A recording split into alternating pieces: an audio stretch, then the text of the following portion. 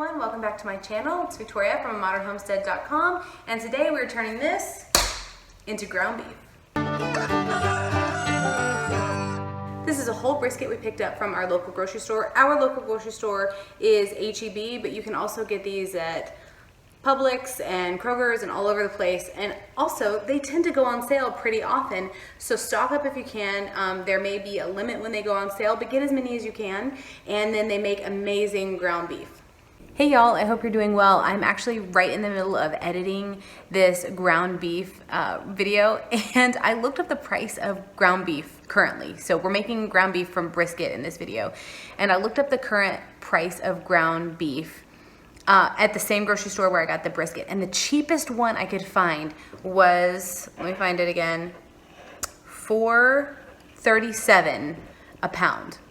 That brisket that I bought was $2.69 a pound. So crazy difference in the price. And so it is so worth it to go ahead and grab some of these briskets, get them ground up, and really start saving money on your ground beef. It's so worth it. And the taste is better and the quality is way better too. So definitely keep this hack and do it as soon as you possibly can. So Jason's gonna open this and drain the blood, get it all cleaned up and cut up for the grinding process. And I am getting some bread into loaf pans. We're just having a great productive day today. And so yeah, if you are a little bit squeamish about blood, you might wanna fast forward a minute or so to skip that part.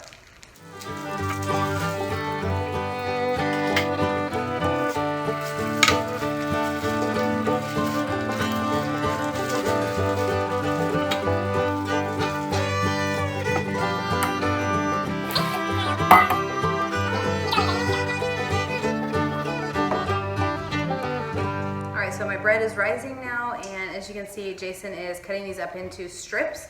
If you're using a KitchenAid mixer attachment grinder, they do need to be fairly fine or they will clog up the machine. So he's doing them in like 1-inch cubed strips. So if you have a different grinder, I know Lehman's makes a grinder, there's a bunch of different grinders out there. So you'll just have to play around with what your grinder will handle and then chop it up like that. But we're doing 1-inch strips. I can't get out of the light. Okay, so every time I move over a little bit, I'm directly in the sunlight. We have yet to put our blinds up. So I'm just gonna stand really close to the camera over here. And yeah, Jason just finished cutting up all the meat. It took him about 30 minutes. And so now we're gonna grind it. So while Jason gets this set up, I will talk a little bit about why we grind brisket. So why not just buy ground beef, right? Well, brisket is a whole cut of meat. It has a lot more good fats in it, and I know exactly what's going to be in it when we grind it. I don't have to worry about pink slime or any processing goos or anything like that being inside the meat.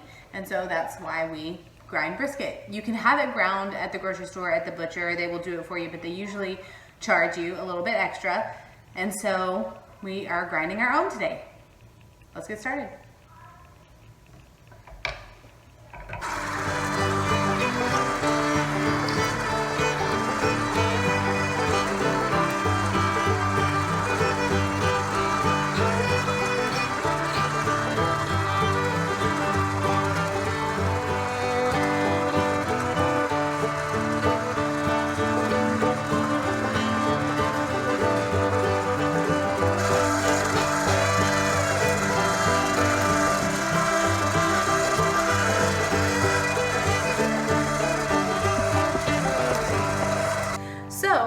That is how to grind a brisket, and now we're going to turn this into meatloaf, ground beef, for tacos, for shepherd's pie, for egg roll bowl, for all sorts of things that we make.